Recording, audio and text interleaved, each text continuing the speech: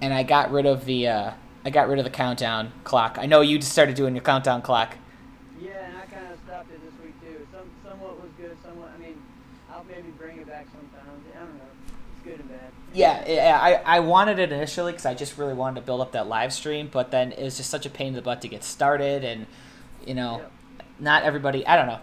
People will tune in when they tune in. All right. Exactly. It looks like that's working. Let's see. Looks like that's working.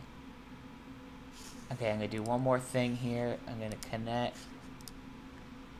No, I'll just do it like this. Yeah, that works.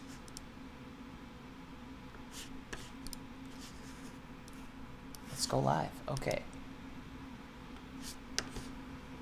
All right, so we are live. What's going on, everybody? We're going to start in just a minute. You can't see my face yet, but you will. Let me get my situation in order here.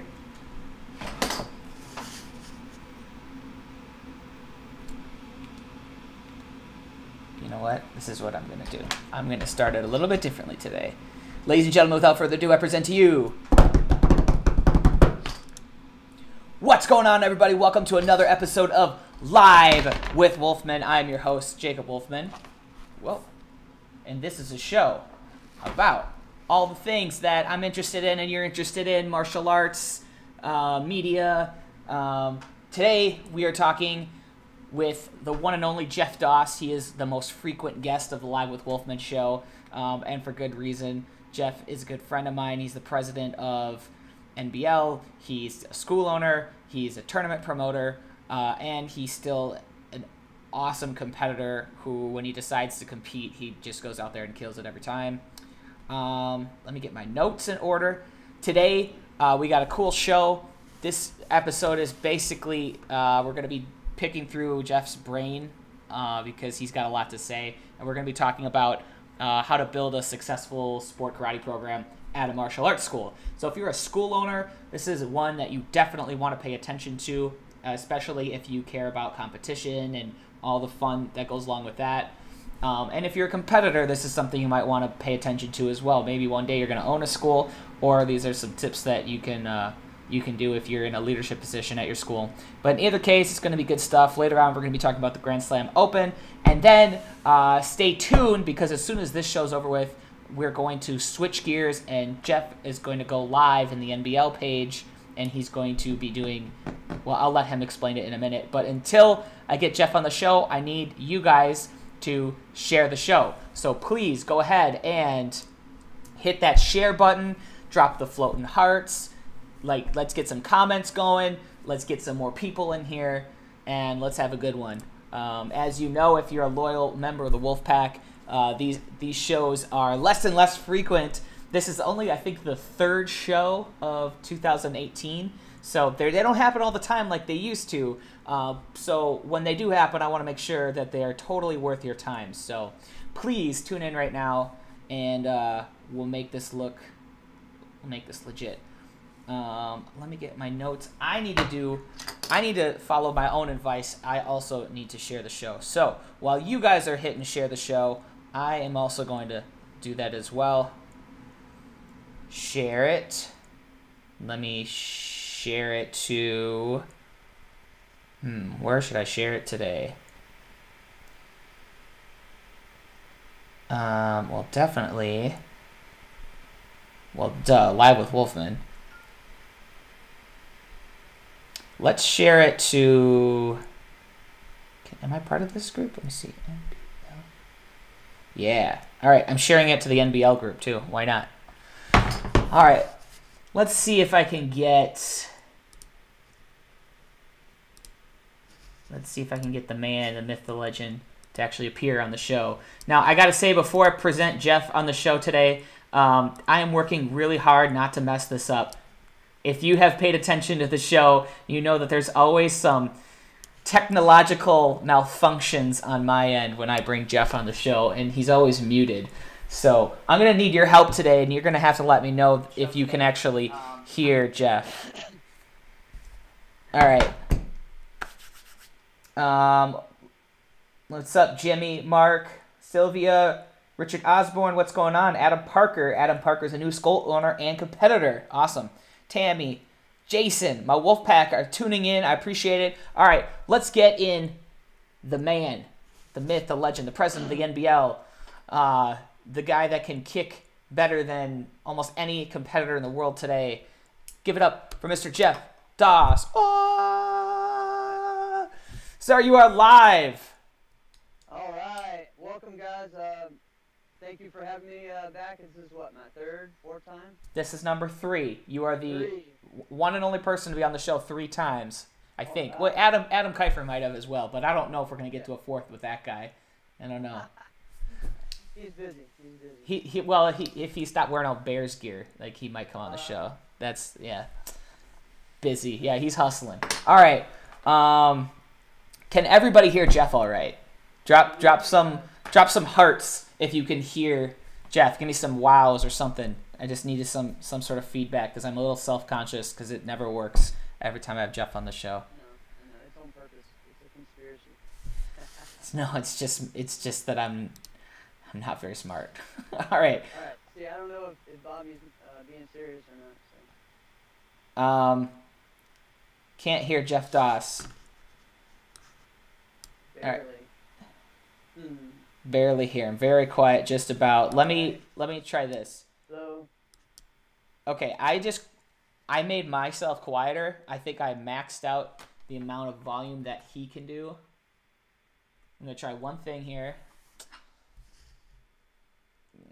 That's right. maxed out. How's it sounding now? Really low. Everybody says. Hello. Hey guys. Anyone hear me? You got me now? All right. 1, 2. Okay. How's it now? Go ahead and Jeff say something again. Hey guys, is that better? Better. All right. Better. All right. We're gonna have to settle. We're gonna have to settle with better. So Jeff, you're gonna have to speak extra Speak loud. All right. Yeah. I will make sure. I'm not sure why. I'll speak quieter and you speak louder. That's good. I can do that. All right, cool. So let me transition. So today we actually have like a kind of a format of the show, which is cool. I don't always do that. Sometimes I just spitball it.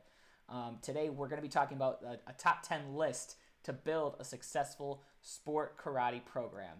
So I'm pretty excited. This is all right out of Jeff Doss. I'm just going to be here as like a host, and I'll be picking his brain, asking him questions, and but he's the expert here. I just want to be clear because there's a lot of martial arts video heads floating around on Facebook these days, telling you how to run a school and how to, be a master at making revenue and building curriculum and teaching and all that. I'm not that person. I just want to be clear. I want to make it crystal clear out there. I have tons of friends in the industry, but I'm never going to pretend that I'm an expert at coaching and being a school owner because that's just not what I do. But I'm happy to have people on the show. So just had to have that clarification because there's going to be some guy out there going, Jacob Wolfman's giving advice on how to teach classes now. Nah, I'm not doing that. I'm bringing experts on, so. All right, Jeff. I'm gonna guide you, and I'm gonna give you your talking points that you kind of gave to me, and then I just want to hear what you have to say about the top 10 list to build a successful sport karate program. Are you ready? Yes, sir. I am ready. Okay. Adam tells me not to shout, so I gotta be quiet. All right. All right. So here it is. Tip 1: create a team mission statement. So what? Tell me more about this idea. All right. So when you start anything, you need to have an idea of what your goal is, what the focus is for that. Not just for your students and parents to get on board to know what they're joining up for, but also for you to, keep a focus. So again, for me, for our school, like the main goal is to be the number one school in the NBL and SKIL at the end of the year after each Super Grands, right? That's the main top goal that we're trying to do as a team. So that means have the best overall results, right? But more of the mission statement is to help each student and competitor on the team grow as martial artists through competition. That's a kind of a broad thing. And so each year we kind of have to look back and say, all right, we're going to focus on this year. We're going to focus on this or that. Like the other day, yesterday, we had our class, and my goal for everyone was to increase their intensity and their showmanship over the next 3 events. And so that's kind of where we're going. So we keep them having an idea of why we are doing this, Mm-hmm. what is, and why they want to join the sport karate program. And then once they're in there, keep that same thing going.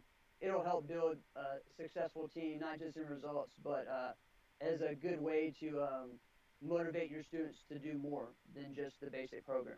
Yeah, for sure. I mean, Yep. the principles that you're giving out here, and just as a heads up for everyone else, when I was kind of watching these are principles just in like any sort of organization, right? So, Right, right. this is just like how you get a team built together. And yeah, Yep. step one, like everybody's got to know the why, right? Right, right. Um, I know that every successful team I've ever been on, it's because we all agreed on the mission statement. We all believed in what we were trying to achieve as the end result, and it wasn't just like a patch on a uniform or something. It was a bigger purpose. So Right. awesome. And just to touch on what you said before about not being an expert is that I'm the same way though. Like I'm going to tell you what has worked for me, but also what hasn't worked, or that doesn't mean this is what I'm doing and that's it.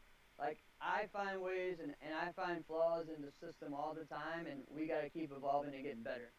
So For sure. uh, Oh, no yeah, doubt. I mean, obviously having a level of humility about where you're at is a good thing. I kind of get irritated with some of these people out here that are just like spitting like this is how you do it, and I'm like, bro, okay, just chill yeah, your roll. Like, be real about it. But I would consider you an expert because you are a school owner. You have competed forever. You've been here, done that more than anybody that is still actively around today. You have more accolades than just about anybody I can think of. So while you're still growing and evolving, just like a martial artist is always growing and evolving, I definitely would consider your opinion to be an expert opinion. So well, thank you, thank you. yeah, yeah. All right. So, hey, oh, by the way, I forgot to finish my statement earlier on. If you guys tune in after this episode ends, we're going to jump right over, or I'm going to be jumping over to watch Jeff Doss as he goes live in the NBL group. Can you tell people what's going on after this Yeah, episode?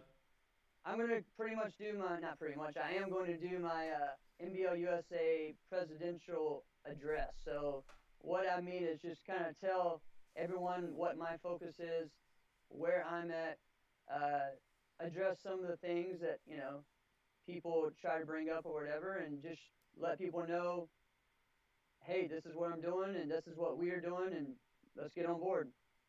Awesome. So, Cool. I yeah. can't wait. A presidential address. So I was joking with Jeff earlier. This is like I got the scoop. It's like before the president does his State of the Union. Like I got the interview before that. So super privileged. All right, so that's gonna be exciting. I'm excited to hear like an authority figure in the sport actually give a speech about the future. Something we don't really hear from leaders in this sport. So awesome. Anyhow, let's jump on to let's just stay on focus. We'll jump to topic number or point number 2 of our top 10 list to build a successful sport karate program. Number 2 is have a growth strategy.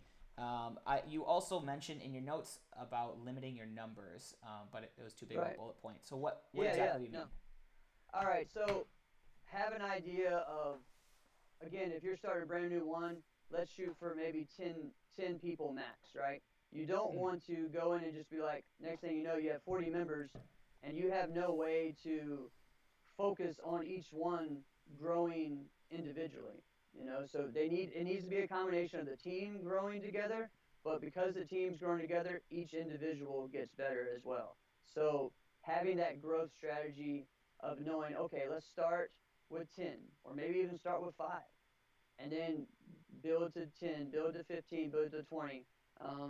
For me, I have a solid base around 15 to 20 that are in the sport karate class, and we'll talk about that as well as having the separate one. mm-hmm. Um, but and then other ones that maybe aren't able to do that or that want to take that extra thing with private lessons. So at least that's a good base for me to focus on, where it doesn't get too big and too broad where people feel like they're getting left out at all.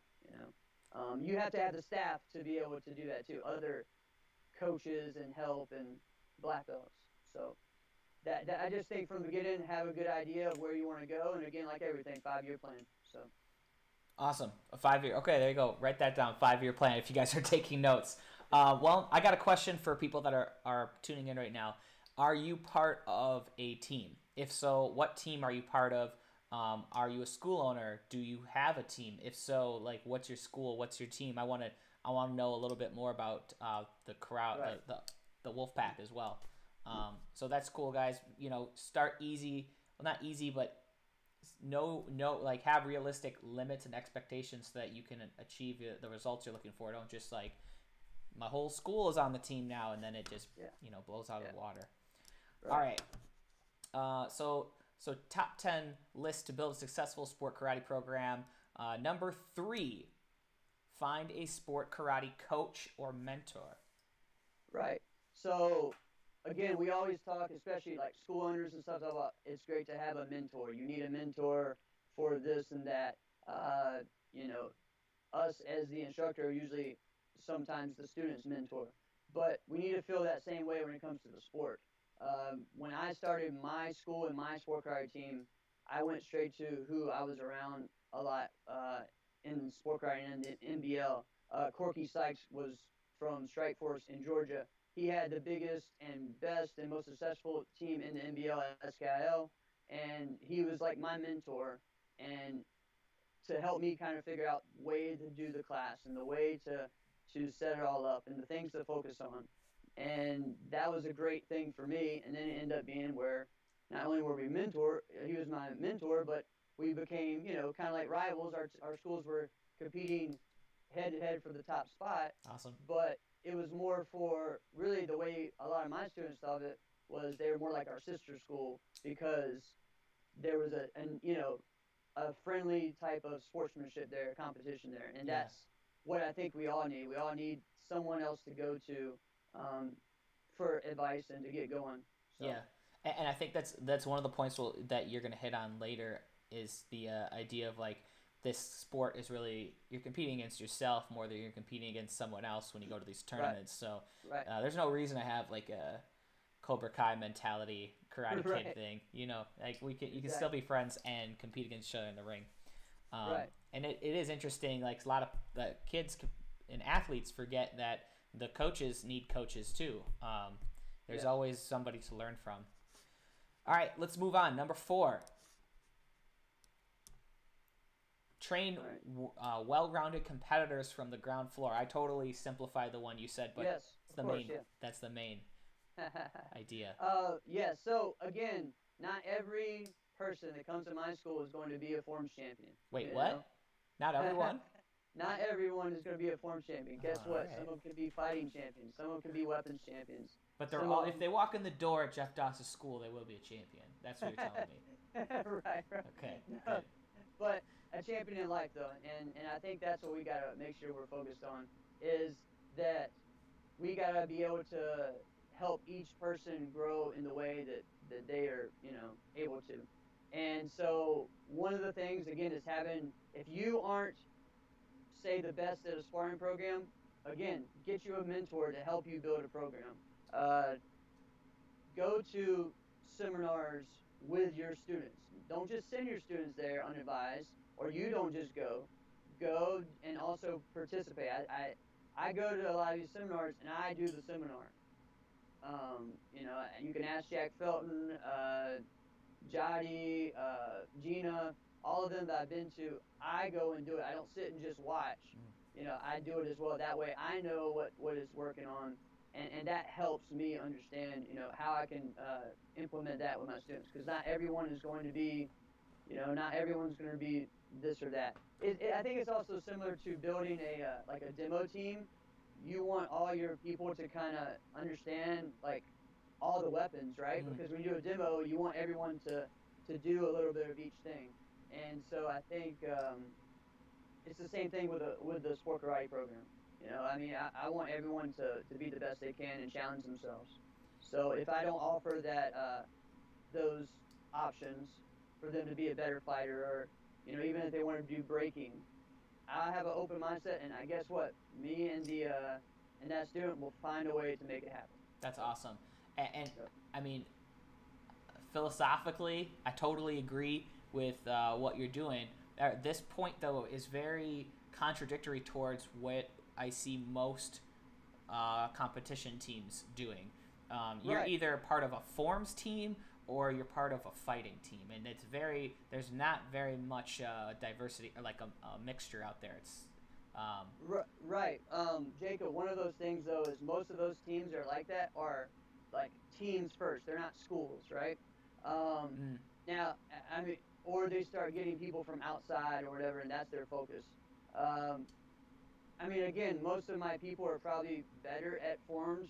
Some of them are, but all of them until they are 16, 17 have to fight at tournaments. That's something that's part of their martial artists. They're learning how to do that. yeah, And so we work on that together.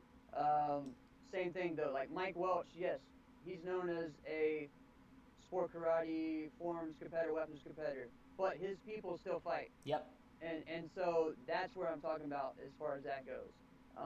And I think all of us need to remember that this is a sport, but it's also a martial art. So it's a hard kind of, but you need to try to offer the best you can for each person. right. So And I mean, like forms and fighting, weapons, they're all just part of the tool belt of the martial artists. Like a right, lot, we get lost sometimes and think like I just need to win that forms thing on stage, or if you go down the fighter road, I just need to be a fighter. But really, like that's just a piece of the puzzle right, that you might just be better at or something. But right, having that whole package is kind of like that's the ultimate goal. right. All right, number 5. You kind of mentioned this earlier. Have a separate sport karate class. Right. So I use this kind of like a upgrade system in my school. When they get to a certain level, I kind of like, okay, I think you need to start going into the sport karate class. So that's a separate class. That's for right now, it's 1 day a week that we focus on drills and things just for sport karate. We will work on the sections of their forms. They will work on doing the drills like that.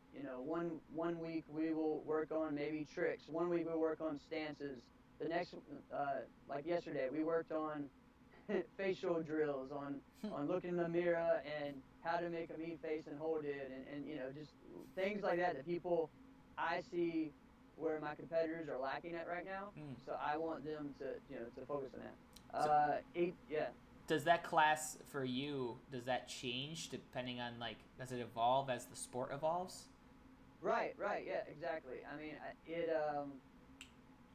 yeah, it evolves based on kind of like how the competitors are doing, what they need to do as a whole. Kind of what I see. Also, it can be based on what what's going on. If we have 5 tournaments, over the next 6 weeks, mostly we're going to be drilling forms and making all of them go, not full out, but as hard. That's their chance to push themselves, Yeah. and and then their private lesson is more for details and things, right? So. So yeah, I mean it can we change it up a lot. 1 day we may not even go through their forms. They just may work on one technique for the whole class, or 5, 6 different techniques. And then same thing with sparring drills as well. So So is this for you? Is this once a week, twice a week? How often do you have a sport the karate the class? the sport karate class is once a week, but then that implements in. I think the next point is the private lessons. That they are required to do one private lesson a week, which helps them, me and them, usually because the program has gotten so big that I have two at a time with my lesson, so I can focus on doing some of the things with them, and making sure that they get the details that they need. As far as, and also building their forms, and things like that. So um, we also do several weekend trainings as well. That's more like open floor training, Mm-hmm. and that'll be on like a Sunday or something like that. So that's not really part of the class, but that's a way for them to get extra. So Cool. And you've mentioned seminars already today, and you've been kind of hinting at private lessons, which brings us to point number 6, is to promote private lessons and seminars. Right. So again, as a school owner, all of these things you're looking at, okay, these are more opportunities, yes, to increase what you're doing, level up your students, be able to have more of a successful business. But at the same time, the why is, why do you want to do that? And that is to create a better competitor, but a better martial artist through all these things. The private lessons helps me have a more a stronger relationship, teacher-student relationship with that student, right? So they understand what I understand, what they want out of it, and they understand what I expect out of them, and how we can work together to build it. Because it won't get any better if they don't take any of my advice, or if I just don't listen to what they want or what they feel like is good for their form. If it's all me, here, do this, you're a robot. That's not what we want.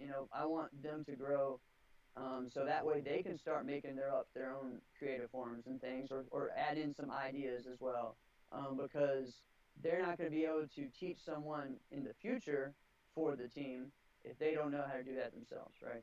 Right. So that's where that private lessons, the seminars, have extra seminars, every 2 months or something, to say, all right, guys, we're going to focus this seminar on, traditional weapons or something today, right? And that's all we're going to do.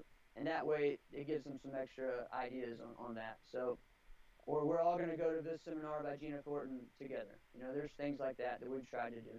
Yeah. So, so do you ever bring? It sounds like you bring athletes out to seminars. Do you ever have somebody come to your school? I have not yet, because right now a few times, like my instructor and a couple other people have come out, but my school, the way it's set up right now, isn't big enough to kind of hold that. So that's kind of where I'm at right now. So the next one that I have building, yeah, that'll be definitely able to do things like that. So that's cool. But you recommend that's a good idea as well, I assume, right. if you have Yes, the space for it. Yeah. Yes, exactly. Yeah, awesome. Yeah, and I've seen, watching competitors for years and years, the ones that excel are the ones that branch out, are the ones that obviously take the private lessons, and not only with their instructors, but they go out and they find the top people. Just like earlier we said that coaches should go find coaches to help them grow the program. Yeah. Students have to go out there and expand and learn as much as they can from as many great people as they can. So right. And one thing just on that, just to say, you as a coach, be okay with your student learning from other people, but also be involved in that. You and that coach need to talk to each other and have a format on what, so it's equal ground, because that can get really confusing when you have someone who learns from 5, 6 different people, and one's telling this, one's telling that, and there's no unity together. There can be a lot of issues with that, and want to make sure that everyone's on the same page, and so I think that's just something to remind yourself and remember. But don't be that instructor who says you can't go anywhere, you can't do this, you can't do that, because that's how you turn people away and you end up losing them. Yeah, and I've seen that happen a lot. It is a touchy subject though, but it is. You have to balance. You have to just do it. If everybody does it respectfully, then it tends to work out, and you actually have a little bit of communication going on. Right. But okay, cool. Let's jump into number 7, which is to plan a calendar of events. And I totally simplified the one you had, but yeah, I know. All right. I'm gonna keep saying that every time I butcher. I know. I was writing it like 1 a.m. or something. So, just the idea of having a calendar of events for what you're doing. It wouldn't make sense if your goal is to go to Super Grands, but you have 7 NASCAR tournaments and 1 NBL tournament on there, right? Mm-hmm. It wouldn't make sense for that. So, or vice versa, if you're saying, all right, our goal is to be the number 1, all of our guys be in the top 4 in NASCAR, but you only have 2 or 3 NASCAR events, right? I mean, really plan out something that's going to be a way for your students to have opportunities to go events. The other idea also is maybe do a regional style calendar and a national one. What I do, I have a full list of tournaments that are going on that are rated by SKIL, that are NBL, and they're highlighted differently based on what level you are at. so you can go to them. And then there's about 5 or 6 that are mandatory events that everyone has to go to, and then there's ones that are mandatory based on if you're a black belt competitor, and if so that way they just it helps them guide out their year and know where they need to be at and what level they're pushing towards. So, and also for like someone like an intermediate, they know that after this year they need to step it up and do something else, and it shows them that it's not just we're going to keep going to this little tournament in Lynchburg every year. We're going to build to the next level, and that they have a goal to reach. So if you're, let's say you don't have a sport karate team at your school yet, you're a school owner and you want to put one together. What's a realistic number of tournaments that you should be telling your team to go to when you first start out? I mean, I'd say a 5 to 8 range is good. 5 maybe is probably the best way to start. You have, I mean, of course, it all depends on your area too. Say if you're in an area that has a strong local base or a sports karate circuit, or say if you're in Texas and you have a lot of 5, 6 NBL tournaments right there for you to go, then these are the ones you're gonna do. And then you also have ones in New Orleans too that aren't that far from you. So there's different areas like that, for you to do. So I'd say 5's a good start, and I mean I even make 5 like the mandatory amount for me. Cool. And then most do at least 8. Cool.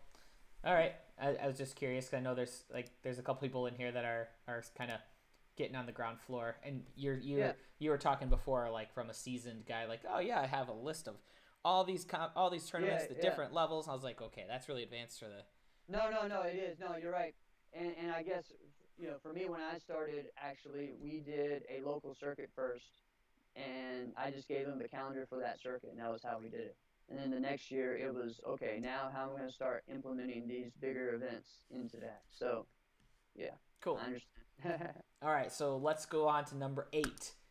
Keep it fun, and remember that competition is against yourself. Right. For me, the biggest way that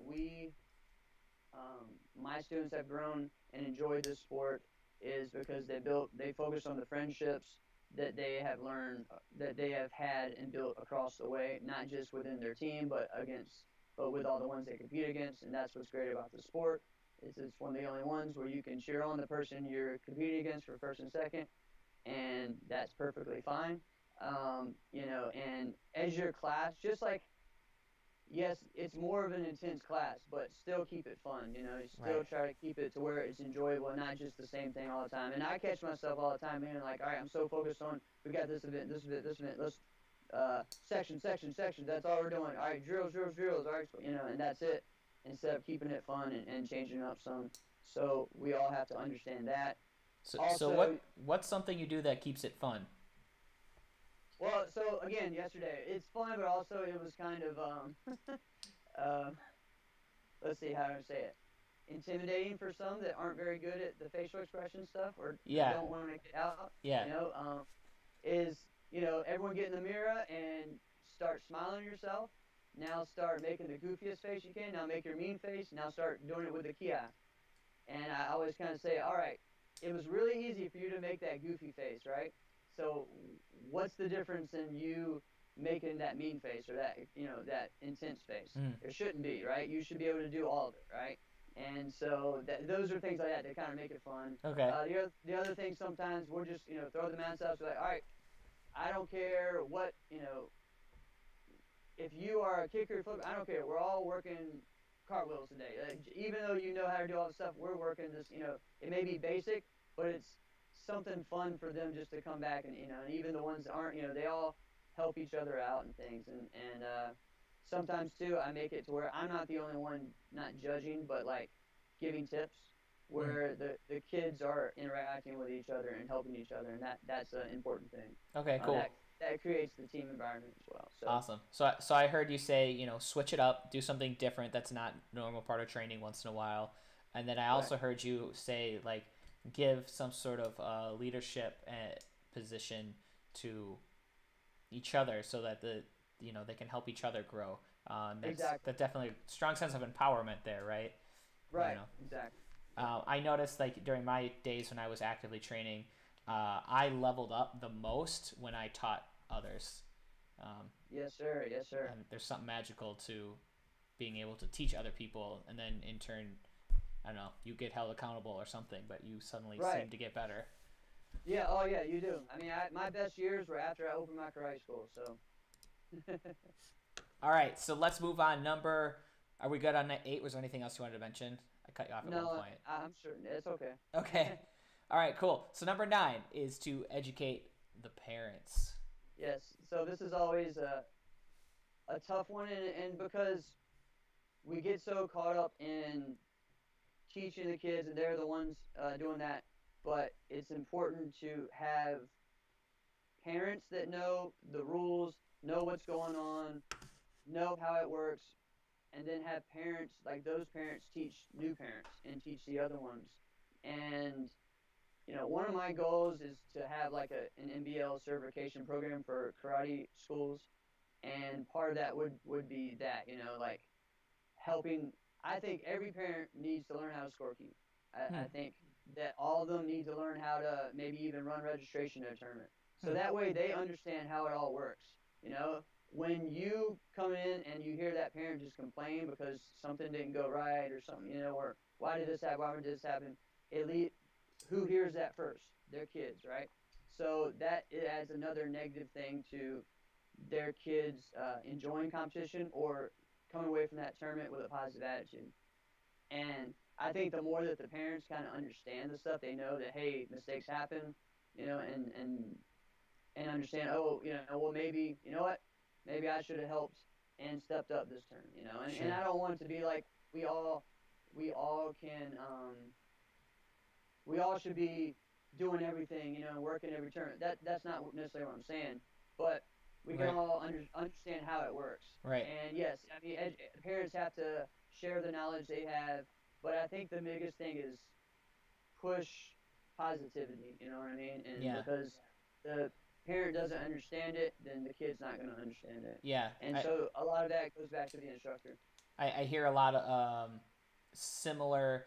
So before you're saying how the students or the team members should be helping teach each other, and that brings that kind of level of empowerment, kind of steps you up a little bit. And I kind of hear that a little bit with this one as well. Is like, if you can educate the parents on how to scorekeep and how to do registration and how tournaments work and all the ins and outs and everything, you kind of give them a sense of empowerment. So then when things don't go right, when they complain and they just say all these negative things, it's a sense of helplessness, because they have nothing else they can do but complain. But if you educate them on how things work, then you did empower them, and next time they can fix things when they see things are broken, because they know how. And they can help their kids with training, or not necessarily being their trainers, because there's always things with that, but sometimes that has to happen. Sure. But putting them in position to grow and get better, So I will say, some parents, they're almost black belts by the time their kids are black belts. Some of them sit around, watch class enough, they know what's right. They'll pull your chamber back. Where's your pivot? Come on. Yeah, of course. Yeah. All right, cool. I had one of those parents, so I know. Yeah. I think a lot of world champion competitors have those parents. Right. All right, so Tammy says parents should share their knowledge with other parents. Right. And if you do karate with your child doing karate, yes, that's a good one understand as well. More. Yeah, for sure. That's definitely the case. My parents, my little brothers joined martial arts first. I didn't want to do it. I was like a snobby teenager. I thought it was dumb. And then later on, my parents joined because they just wanted to be involved with it, and then they got to understand it more. And then eventually they dragged me into it, but it's a whole different story. But yeah, parents that are involved in taking classes, which is a whole nother level, definitely there's a whole level there that makes everything better. So basically what we're saying is get those parents in karate. Okay. Enough of that. All right, number 10. This is the final one. Number 10 on the top 10 list to build a successful sport karate program. Be organized at tournaments. So you had a lot of points on this. What do you talk to me more about this organization concept? So, and this is a tough one, especially in my position because I have so many hats at a tournament. So I'm running around like a crazy guy. Right. But the main thing is have a protocol with how your students register for each tournament, right?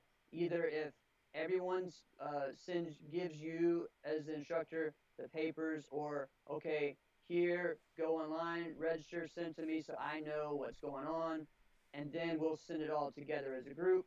That's one way. As far as one of the first things is registration and everything. Sometimes we're not like people, like I've been to tournaments and I'll go and thinking, okay, I have 5 students coming. Then 2 random kids showed up without telling me, because there was not a way for me to, like, they didn't let me know that they were going. And so part of that is, okay, have a protocol. If you're going to this event, you have to turn your registration by this. You have to let us know by this. So that way I can make sure I'm there, or I can make sure that, I know who's at the events, and not just myself, but if I need to, I'm thinking, all right, I only have 5 students coming to this tournament. I don't need my other 2 head instructors to come to coach and help out. I'll just go. And then next thing you know, I have 8 students there, and can't see all of them, and or help them, or just make them feel like, hey, good job, you did a great job.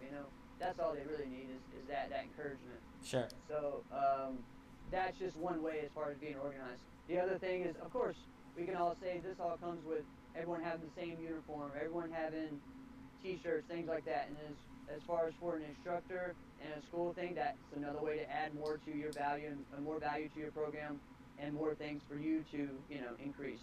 Yeah. And I don't want it to be all about money, but what I'm saying is we can't just do this for free. You know what I mean? Because I've seen so many people get burnt out doing tournaments, and burn out bringing their teams everywhere, and it just wasn't helping them, and then their schools suffered, or 1, their school shut down, or 2, they quit sport karate all together and just focus on their school. Yeah. And we don't want that. I mean, my goal with this, as far as for the NBL and for everything, is to help school owners, help coaches, help parents, help everyone understand and be educated in how not only the league works, but the sport works, and how it can be beneficial for everyone around. So cool.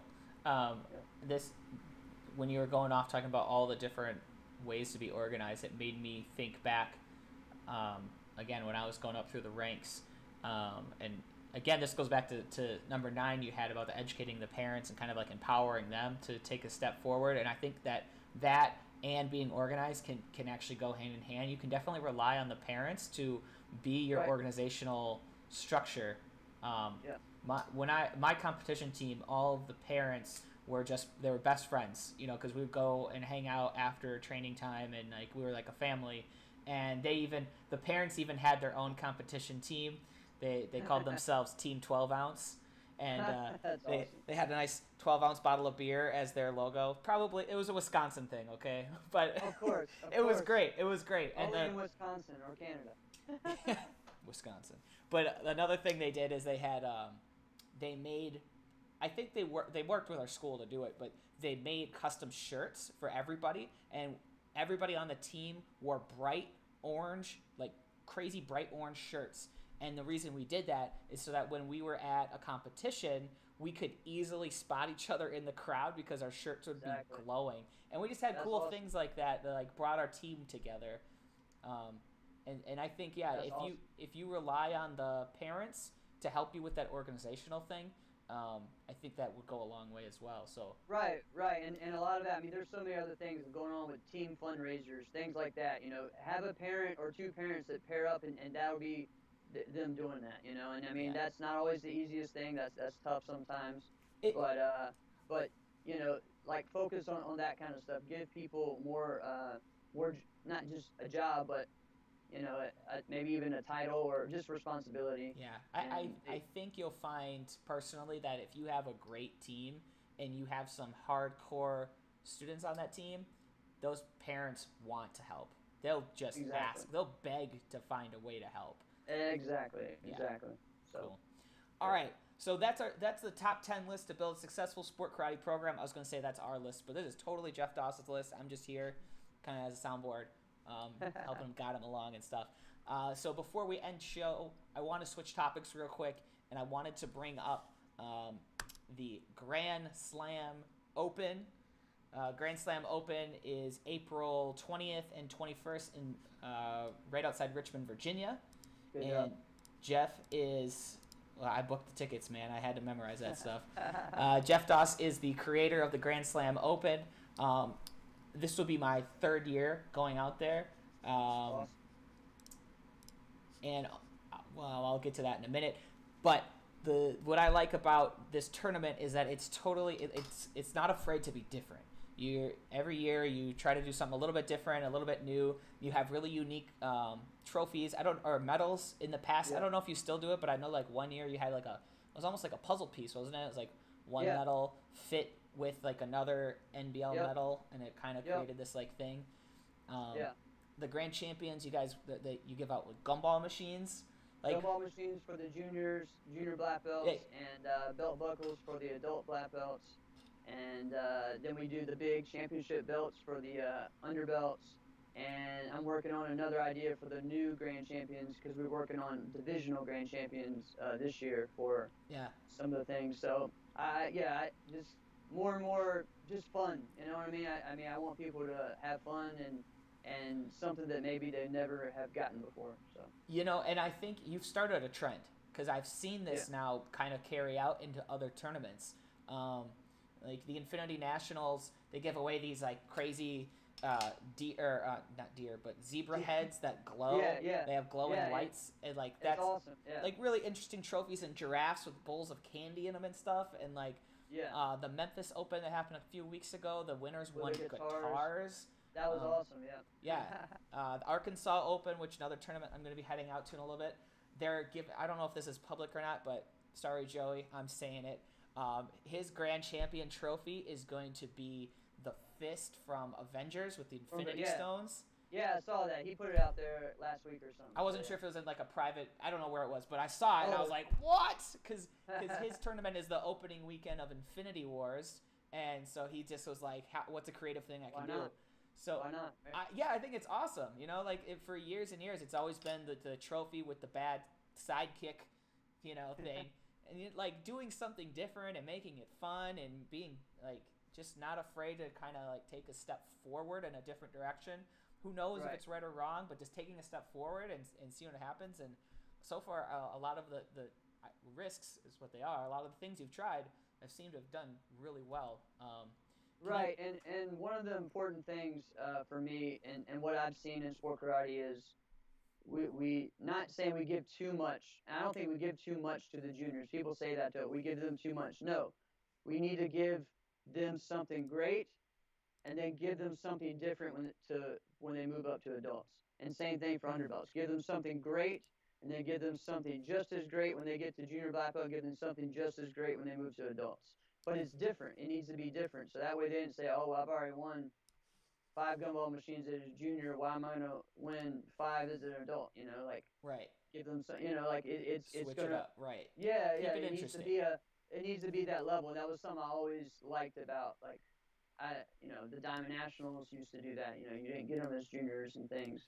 Now they do, but it's still a different diamond. So it's still a level up kind of thing, and that's what I like. So Awesome.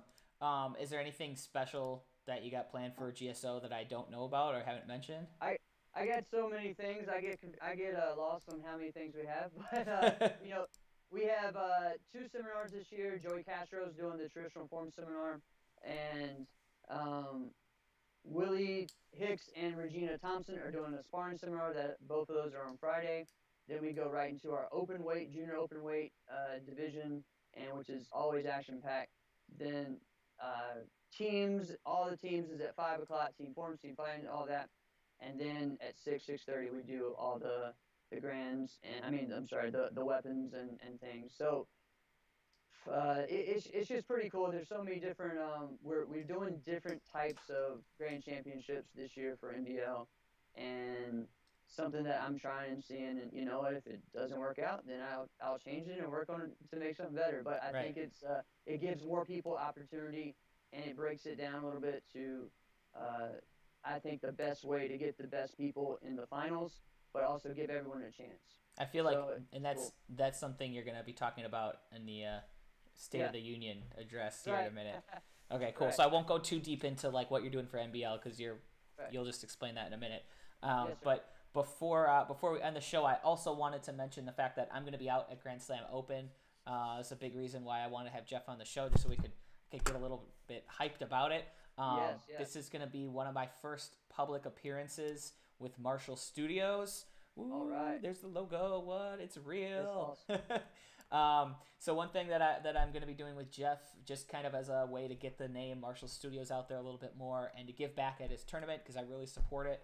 I'm basically just going to be doing free photo shoots for all the winners at the tournament. So if you win, you're going to come over to the Marshall Studios booth and I'm going to make you look good and we're going to get some cool photos. So I'm really excited just That's to like awesome. participate and do something different. You know, I think the Grand Slam Open is a great place to do something different.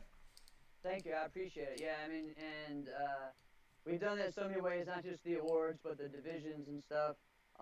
And also our finals, of course, is one that is very different with the stadium seating and Yes. the lights and the TVs all around. Yes. And this year is going to be an exciting. I'm really nervous because I've kind of stepped back and let my instructors run the demos, but I'm kind of a little bit more involved in this one because the theme of this year is honor your instructors. So Uh-oh. my goal for the demo was to kind of have a way of all my students doing certain forms, doing certain things that my instructors were famous for or did and stuff. And we've invited other schools. Oh, that's We've so invited cool. other stuff. So I'm just gonna say, you know, that we're having a hard time keeping up with my instructor, my competition coach, John Belair. So, but Whew. we're gonna try our best. Man. We're gonna try our best. But it's gonna be cool and it's exciting just to have that and give other people opportunity to do the same thing. So. That's amazing. I'm Yeah. I'm having like 100. I mean, for old school competitors or people that like the old school forms, you know, Yeah. that's like a dream come true to hear a Right. theme like that. Like I'm having all these visuals of like people doing like the scissor kicks and like Yeah. you know Yeah. the big. Yeah. Yeah. Okay. All That's right. right. All right. All right. All right. So one more shout out to the Grand Slam Open. If you are able to come out and you want to experience a tournament, and I've seen a lot of NASCA competitors come out to this particular one. It's just a really good tournament in general. April 20th, 21st, Richmond, Virginia. TheGrandSlamOpen.com, I believe. Is that correct? GrandSlamOpenNationals.com. Grand Slam Open. Okay, Google Yeah. it. Just type in Yeah. Grand Slam Just, Open. yeah. You'll Yeah, find it. it'll come up. It's on the internet. All right. Jeff Doss, thank you for being on the show today. Thank you, man. I had fun. Yeah, thank you guys, everybody all the Wolf Pack that tuned in. If you guys like shows like this, you know, feel free to show me the love, show Jeff the love by hitting the share button, dropping comments, you know, all of the floaty reactions, etc., etc. You can also send me direct messages after the show if you have any feedback or if you have ideas for other topics that you want to be seen and heard right here on Live with Wolfman. But until then, I'm going to tune off and go jump into the NBL skills page on Facebook. Go to that group, and Jeff will be doing his State of the Union address. I don't know if that's what he's calling it, but that's what I'm calling it. State of NBL. So we're going to hear more about what is happening with that whole circuit. So I'm excited about that. But until then, guys, have a good one. Peace. Peace, guys.